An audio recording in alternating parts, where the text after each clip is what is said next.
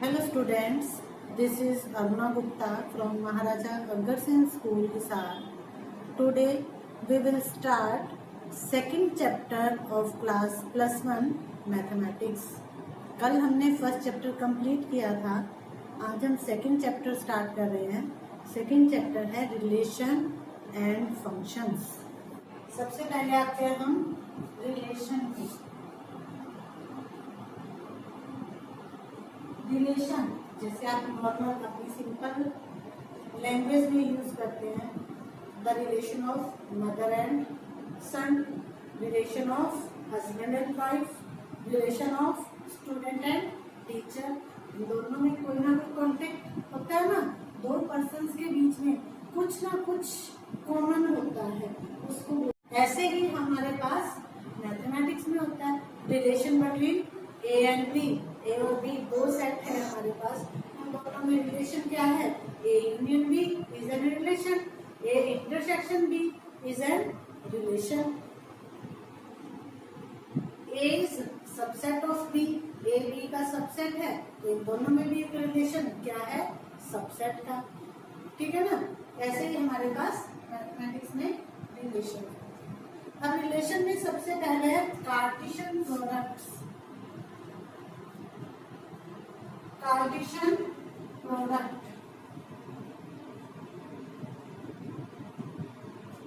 Of two set of sets. हम Cartesian product find कर सकते हैं, दो सेट का भी, तीन सेट का भी. कार्टेशियन प्रोडक्ट क्या है? If A and B are two sets, two non empty sets,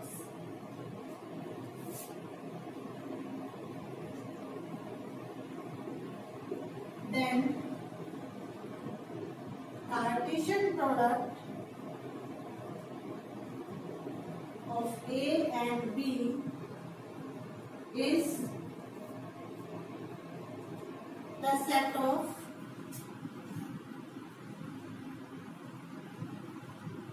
all order pair of elements from set A and B. That is A cross B. अगर हमने कार्टेशियन प्रोडक्ट को लिखते हैं A cross B या Cartesian product of A and B. Same thing है. ये क्या होगा? Is equal to A B.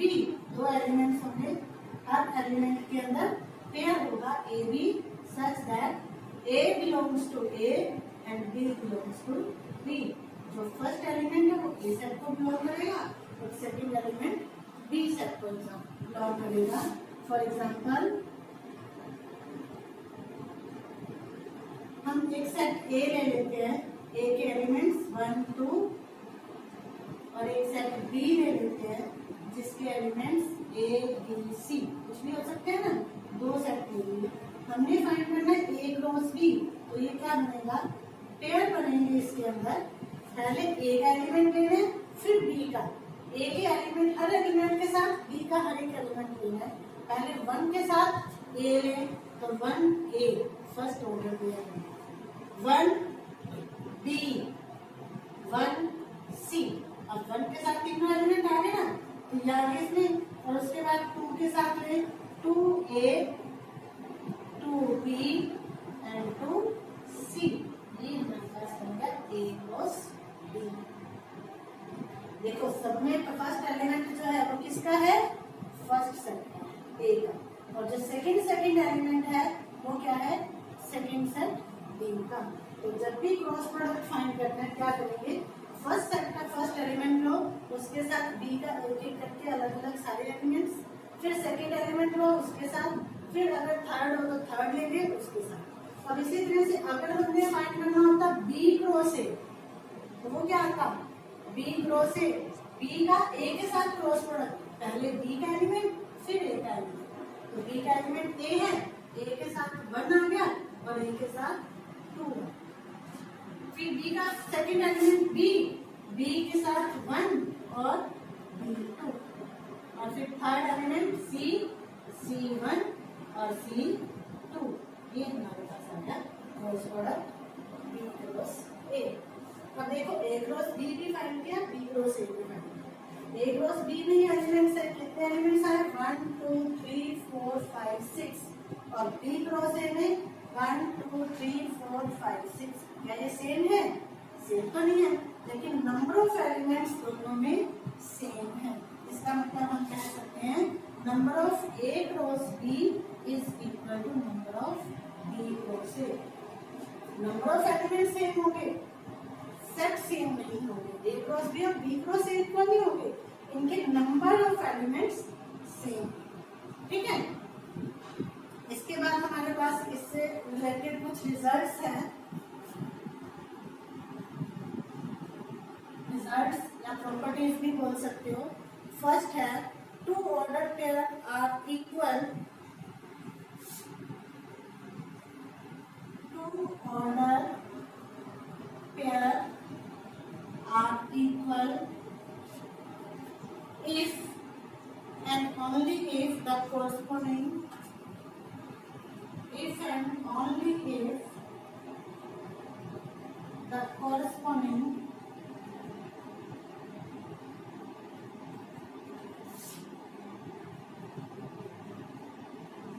first element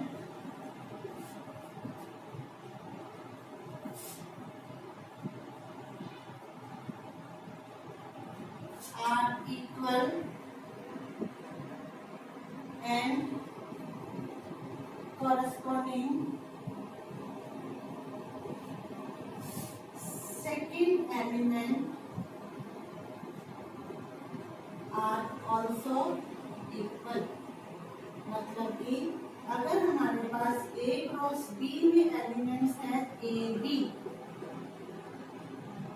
और B क्रॉस A में एलिमेंट्स ये भी यही आएगा AB, तभी ये सेट इक्वल होंगे। A क्रॉस B और B क्रॉस A ये दोनों इक्वल तभी होंगे जब इसमें जो एलिमेंट्स हैं जो पेयर बनने सेम है पेयर सेकेंड सेट में बने। ठीक है, सेकेंड है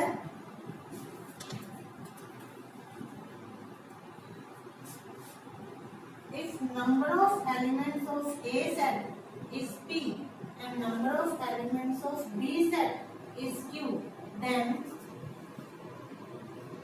number of elements of A cross B is equal to P into Q। तो A cross B में कितने एलिमेंट्स बनेंगे? जितना P और Q का प्रोडक्ट है। हमने पीछे एग्जांपल किया था, A सेट में हमने 2 एलिमेंट्स लिए थे, B में 3 एलिमेंट लिए थे, तो क्रॉस प्रोडक्ट में कितने बनेंगे? 2 into 3 6 एलिमेंट्स। इसी तरह से यहाँ पे अगर number of elements of A is 3 and number of elements of B is 2, then number of elements of A cross B is equal to 3 into 2 6। हम इसे नंबर ऑफ एलिमेंट्स फाइंड कर सकते हैं। थर्ड है if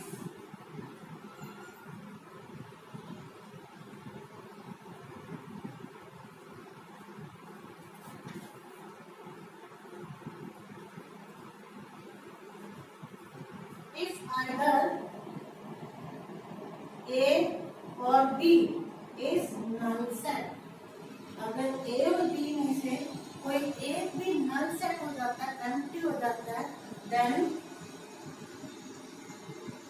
A cross B is also null set।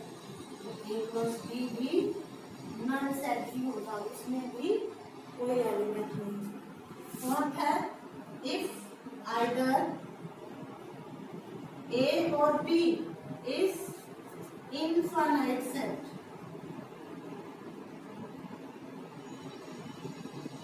then A cross B is also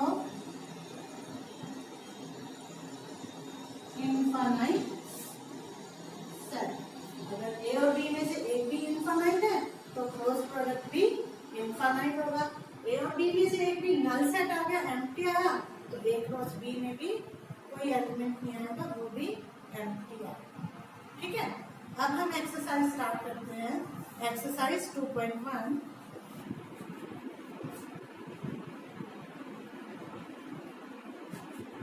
first question, if x by 3 plus 1 and y minus 2 by 3 is equal to 5 by 3 and 1 by 3, then find the value of x and y। अब ये दोनों pair, ये वाला pair इसके equal है। अब ये equal कब होंगे? जब कोरस्पोंडिंग टर्म्स इक्वल होंगी। इसका मतलब x by 3 plus 1 is equal to 5 by 3 और y minus 2 by 3 is equal to 1 by 3। इन दोनों को सॉल्व करें तो x by 3 is equal to 5 by 3 minus 1 और यहाँ से सॉल्व करें इसको एलसीएम लेके। x by 3 is equal to LCM हो जाएगा 3, 5 minus 3, x by 3 is equal to 2 by 3। Denominator cancel हो गया, x की value 2।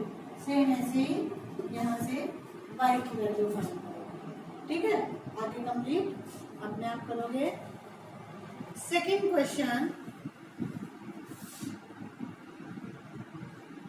if the set A has 3 elements, number of A is equal to 3 and set B is equal to, set B given है हमें 3, 4, 5। तो इसमें कितने elements हैं? 3 ही है। Number of B is equal to 3। Then find the number of elements in A cross B। हम भी find करना है number of A cross B। मैंने आपको बताया था क्रॉस प्रोडक्ट में एलिमेंट्स फाइंड करने हैं तो किसके इक्वल होते हैं? Number of A into number of B। अब A के एलिमेंट्स हमें पता है 3 है और B में भी 3 है। 3 इंटू 3 9 एलिमेंट्स आएंगे A क्रॉस B में। Next third question, if G is equal to 7, 8 and H is equal to 5, 4, 2, then find G cross H and H cross G।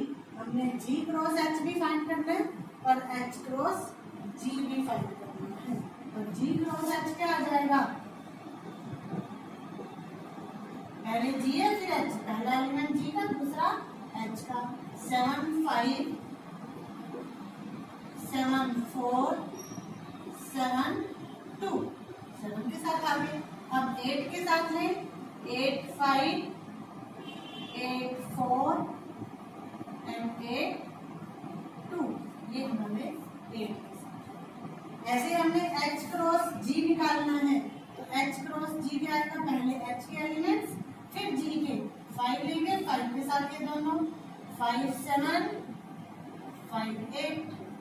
फिर H का दूसरा एलिमेंट 4, 4, 7, 4, 8। फिर थर्ड एलिमेंट 2, 2, 7, 2, 8। ये आता है हमारा H cross G। Next fourth question, state whether the following statements are true or false। If the statement is false, rewrite the given statement correctly। हमने इन statement से बताना है कौन सी फॉल्स है और कौन सी ट्रू है और अगर फॉल्स है तो उसको करेक्ट करके भी लिखना है। फोर्थ क्वेश्चन का फर्स्ट पार्ट है हमारे पास, if P is equal to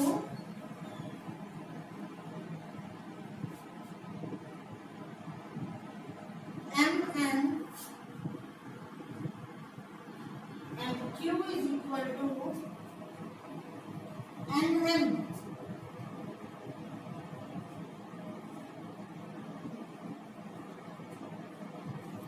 then P cross Q is equal to MN and NN। देखो हमारे पास P में कितने एलिमेंट्स हैं? 2, Q में क्रॉस क्यू में कितने होने चाहिए थे? 4 एलिमेंट्स, लेकिन इसमें तो 2 ही दे रखे हैं।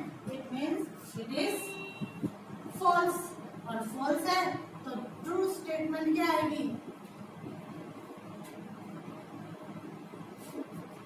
P cross Q is equal to P और Q का क्रॉस, पहले P लेंगे, M N, सेकेंड एलिमेंट मिल जाएगा M N, फिर सेकेंड एलिमेंट इसके साथ N के साथ N N, और फिर N N, ये 4 एलिमेंट आएंगे हमारे पास P क्रॉस Q में।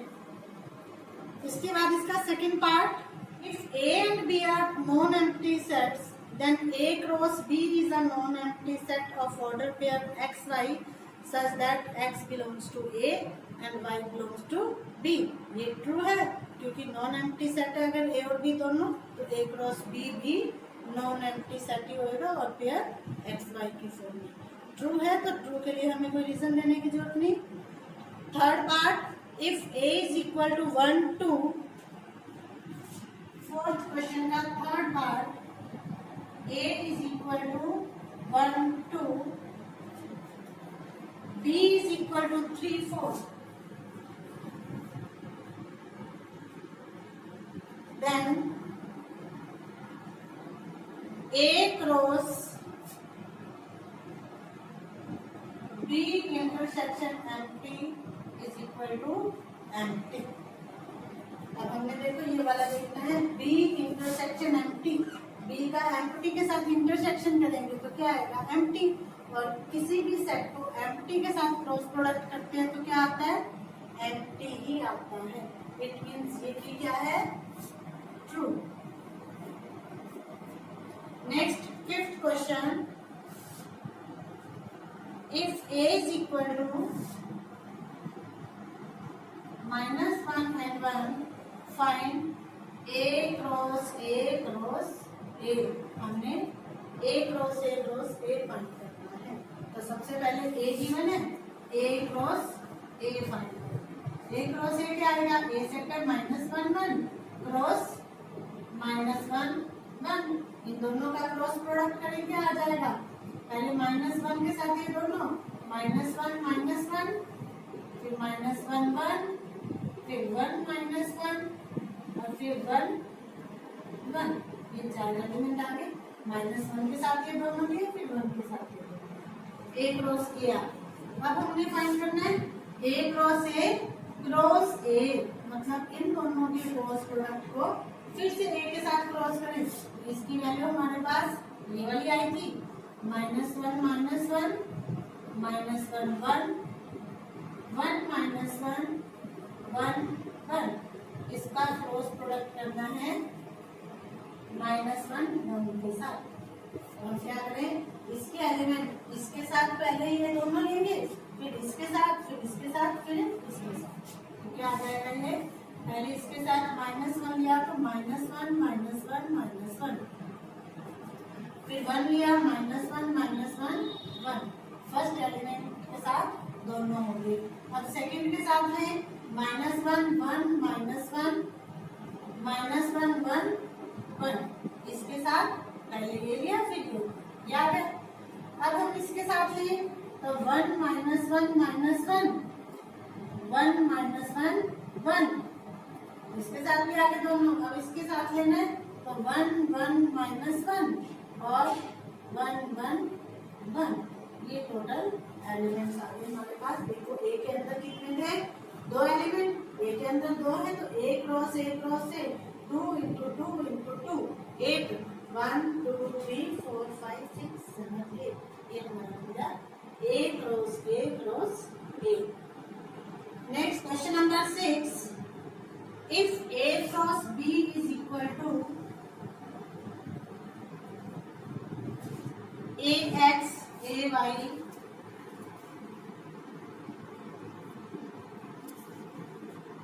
BX BY,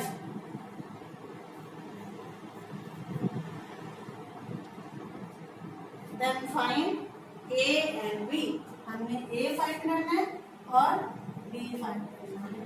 A cross B के एलिमेंट्स गिवन है, इसका मतलब जो फर्स्ट एलिमेंट है वो किसका है? A का। और हर एक पेयर में बी का एलिमेंट कौन सा है, सेकंड वाला। तो ए के एलिमेंट्स कौन कौन से होंगे, जो फर्स्ट है ए, इसमें भी ए आ गया, इसमें बी, ए और बी दो ही एलिमेंट है, और बी में जो ऑर्डर पेयर है सेकंड एलिमेंट है एक्स और वाई, ये आ गया B. 7th question, let A is equal to 1 2, B is equal to 1 2 3 4 and C is equal to 5 6 and D is equal to 5 6 7 8. Then verify that first part A cross B intersection C is equal to A cross B intersection A cross C, ये verify करना है। तो देखो left hand side में ए तो है हमारे पास 1 2 क्रॉस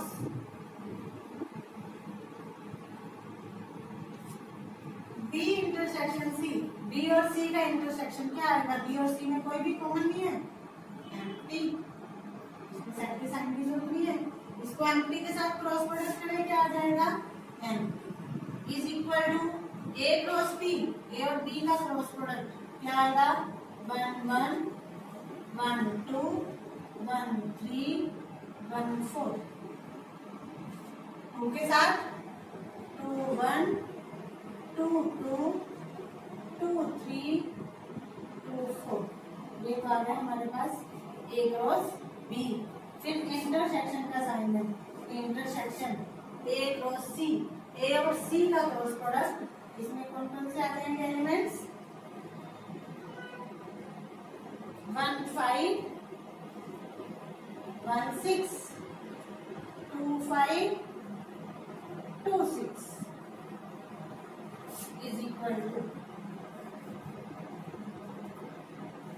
अब देखो इसमें से और इसमें से दोनों का इंटरसेक्शन, मतलब दोनों में कॉमन 1 1 उसमें नहीं है, 1 2 भी नहीं है, 1 3 भी नहीं है, 1 4 भी नहीं है, ये वाले भी नहीं है, कोई भी एलिमेंट कॉमन नहीं है ना, ये भी क्या आ गया, एम्प्टी, हेंस वेरीफाइड। ऐसे हमने सेकंड पार्ट करना है इसका, A cross C is subset of B cross D.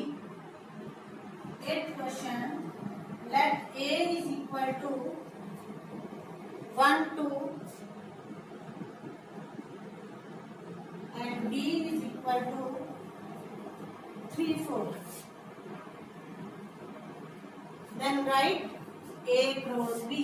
हमने A cross B लिखना है, A cross B क्या बनेगा, 1 3 1 4 2 3 2 4, ये आ गया A क्रॉस B।